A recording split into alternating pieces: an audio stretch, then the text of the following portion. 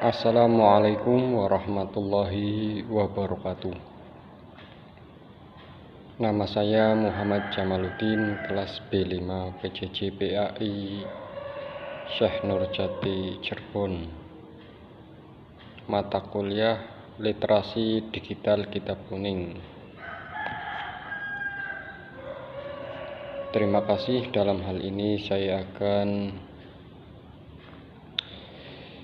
menjelaskan sedikit tentang sifat iri dengki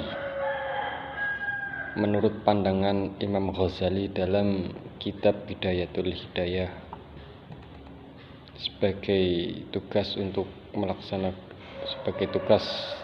UAS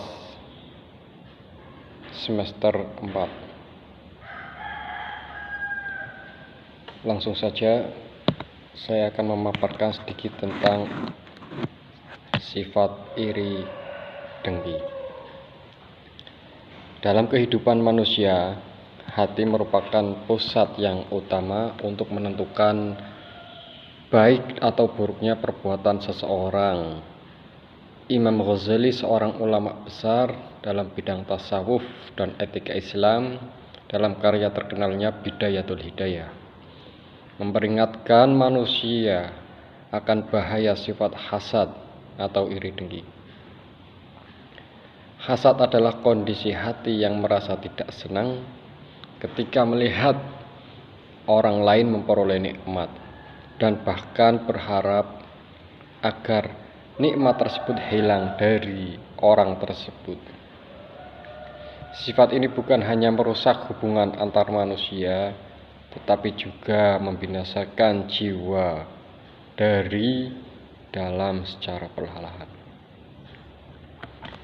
Imam Ghazali menjelaskan bahwa hasad merupakan salah satu penyakit hati yang paling berbahaya karena ia bersembunyi dan sering kali tidak disadari oleh pelakunya.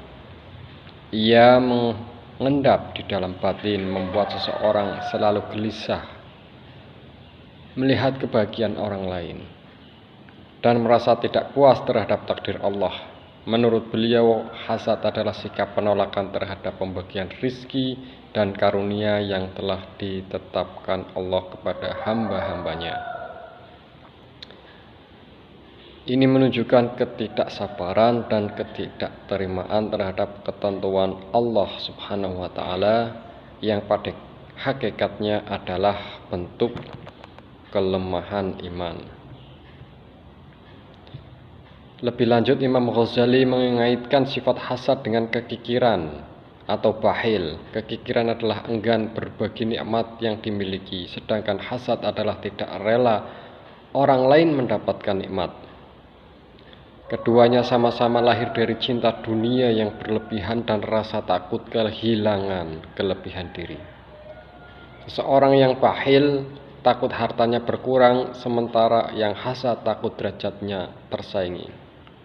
Maka hasad adalah bentuk kekikiran yang lebih halus namun mematikan, karena tidak hanya melibatkan harta tapi juga kehormatan, ilmu, bahkan kelebihan spiritual orang lain. Sebagaimana teks di dalam kutipan kitab Bidayatul Hidayah, kurang lebihnya isinya saya bacakan, yaitu i'lam anna sifatil madmumah fil qalbi kasiratun. Langsung saya terjemahkan, ketahuilah sesungguhnya sifat-sifat tercela di dalam hati itu banyak. Wa tariqat tathhiril qalbi min rada'iliha tawilah, dan cara untuk mensucikan hati dari keburukan-keburukan itu panjang jalannya. Wasabilal ilaji fiha ghamidun, dan jalan untuk mengobati hati yang tercela, sifat tercela itu sulit. Waqad inda rasabil kuliah ilmuhu wa amaluhu, Dan ini merupakan suatu yang sudah sirna amal dan ilmunya. Li ghaflatil khalqi an anfusihim, karena manusia sibuk dengan dirinya sendiri. Wastighalihim bi zakharifid dunya, dan mereka disibukkan dengan kemewahan dunia. Di sini Imam Ghazali menerangkan bahwa sifat-sifat tercela yang di dalam hati itu tidak sedikit, artinya banyak. Dan untuk mensucikan hati dari sifat-sifat tercelah tersebut itu panjang, butuh proses waktu yang harus dilakukan oleh manusia. Dan untuk mengobati sifat-sifat yang tercela juga butuh proses, karena itu bukan hal yang mudah, artinya itu hal yang sangat sulit bagi individu manusia. Sedangkan manusia, amal dan ilmunya sudah tidak lagi dipakai untuk hal-hal yang berkaitan dengan mensucikan hati, karena mereka sudah lalai dengan kesibukan-kesibukan duniawiyah. Lanjut di dalam kitab Ihya Ulumuddin, Imam Ghazali menjelaskan, wa qadis taqsayna dzalika kullahu fi kitab Ihya Ulumuddin, dan telah kami paparkan dengan jelas semuanya itu di dalam kitab Ihya Ulumuddin fi rubu'il muhlikat wa rubu'il munjiyat, dalam bab 1/4 hal-hal yang bisa merusak dan 1/4 hal-hal yang bisa menyelamatkan.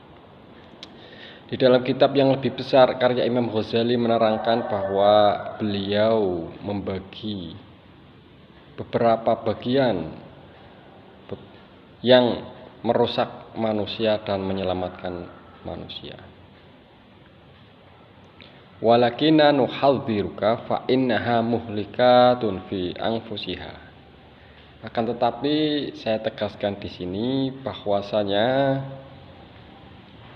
itu semua itu merusak hanya pada dirinya. Wahya ummahatu li jumlati minal khaba'is, dan dia merupakan induk dari berbagai macam keburukan-keburukan.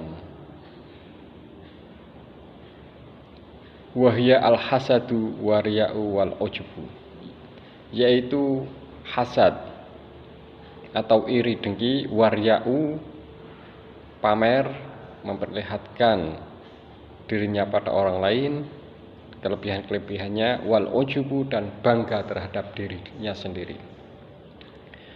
Fajtahid fi tathhiri qalbika minha, maka bersungguh-sungguhlah kamu untuk mensucikan hati dari sifat-sifat tercela tersebut.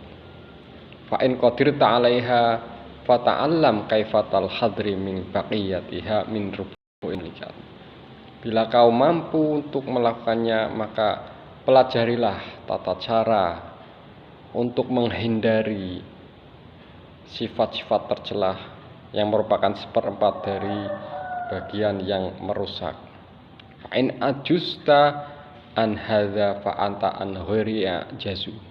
Bila kau tidak mampu untuk melakukannya, maka kamu akan lebih sulit atau tidak mampu untuk melakukan hal-hal yang lain. Wal tadunnu annaka taslamu, dan jangan kamu sangka bahwa kamu akan selamat biniatin solihah, dengan hanya niat yang baik, fi ta'allumil ilmi, di dalam belajar menurut ilmu, wa fi qalbika syai'un minal hasadi wa riya'i wal ujubi, sementara di dalam hatimu masih ada sifat iri, dengki, pamer, dan bangga terhadap dirinya sendiri. Waqala sallallahu alaihi wasallam, Nabi Muhammad sallallahu alaihi wasallam bersabda, salasun muhlikatun, ada 3 yang merusak. Syukhun muta'un, orang kikir yang ditaati. Wa hawa muttaba'un, hawa nafsu yang diikuti. Wa ijabul mar'i binafsihi, dan manusia yang membanggakan dirinya sendiri. Terima kasih. Itu adalah paparan singkat dari tugas yang diberikan Bapak dosen. Semoga bermanfaat.